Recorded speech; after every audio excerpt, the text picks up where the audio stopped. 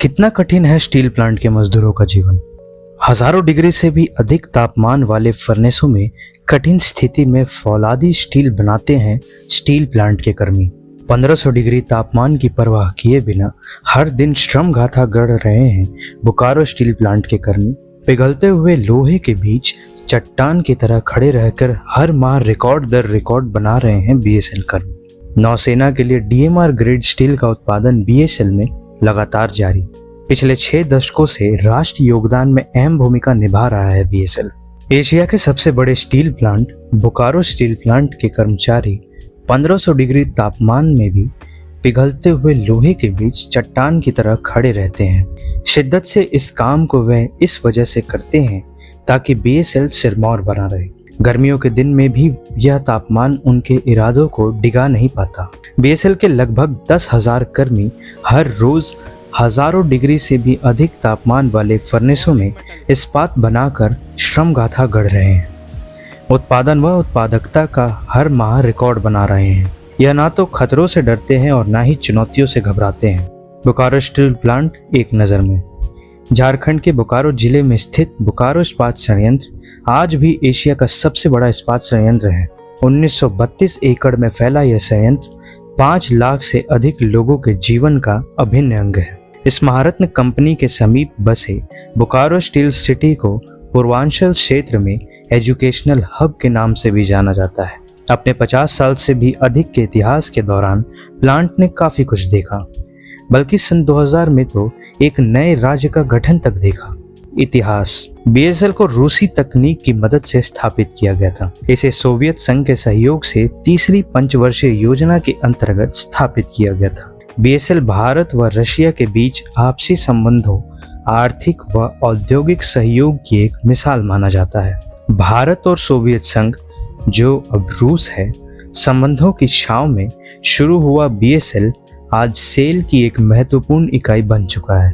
BSL की स्थापना के लिए 25 जनवरी 1965 को भारत व तत्कालीन सोवियत सरकार के बीच नई दिल्ली में सहमति पत्र पर हस्ताक्षर किए गए थे। 6 अप्रैल 1968 को बीएसएल का निर्माण कार्य शुरू हुआ।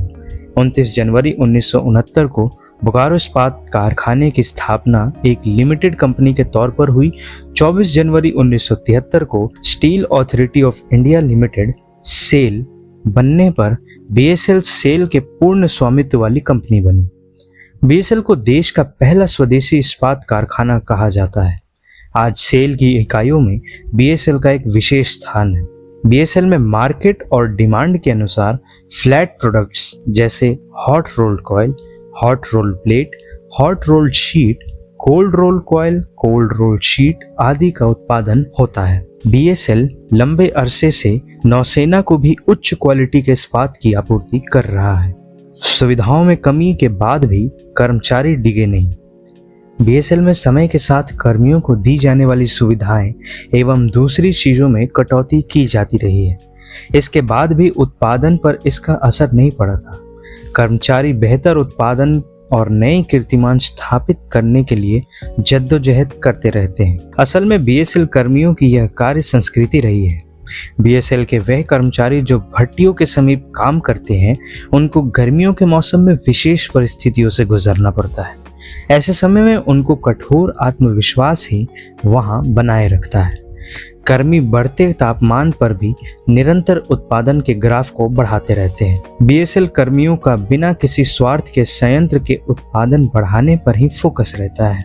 यह परंपरा किसी मौसम के आगे घुटने नहीं टेकती। कोरोना काल। बीएसएल की देश के प्रति सबसे अहम भूमिका।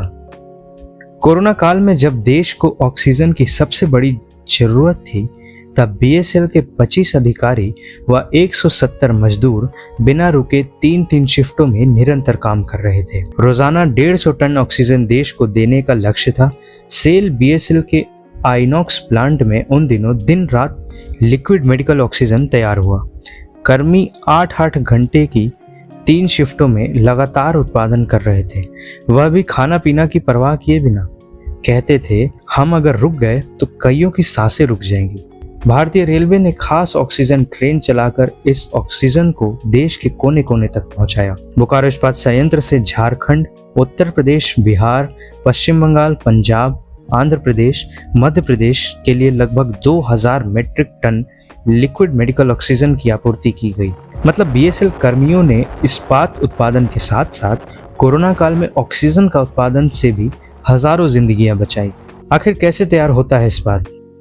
इस्पात बनाने की प्रक्रिया में कच्चे माल की तैयारी, धातु के पिघलने और शोधन और अंतिम उत्पादन के आकार और परिष्करण सहित कई चरण शामिल होते हैं।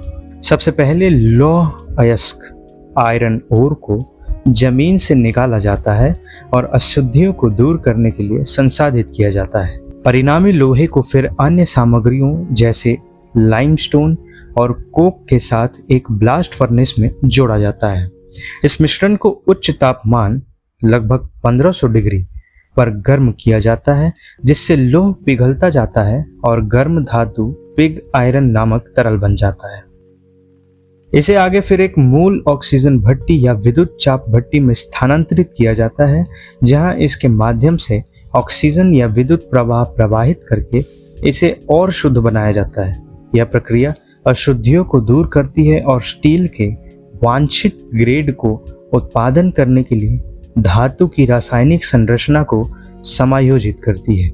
फिर पिघले हुए स्टील को सांचों में डाला जाता है, जिससे विभिन्न आकार जैसे बार, शीट या कॉइल बनते हैं। फिर इन आकृतियों को ठंडा किया जाता है और स्टील को अंतिम गुण और फिनिश देने के लिए रोलिंग या हीट ट्रीटमेंट जैसी आगे की प्रक्रिया से गुजरना पड़ता है। स्टील मेकिंग की प्रक्रिया एक जटिल और अत्यधिक तकनीकी प्रक्रिया है, जिसके लिए उच्च गुणवत्ता वाले स्टील उत्पादों का उत्पादन करने के लिए तापमान, रसायन विज्ञान व प्रसंस्करण मापदंडों पर सावधानीपूर्वक नियंत्रण की आवश्यकता होती है। विदेशों में भी देश का दबदबा।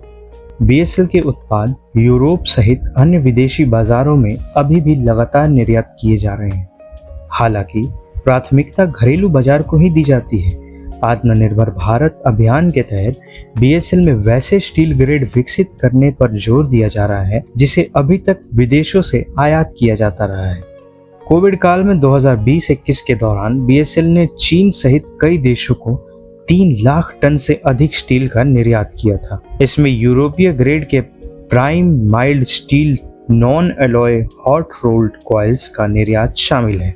केंद्र सरकार की योजना है कि देश के इस्पात उद्योग को पटरी पर लाया जा सके। इस्पात मंत्रालय ने तय किया है कि 2025 तक 30 करोड़ टन क्षमता के लक्ष्य को हासिल कर लिया जाए। सरकार 50 वर्ष की योजना तैयार कर रही है। बीएसएल की उत्पादन क्षमता पहले 5 से 7 और फिर 10 MT करने की है।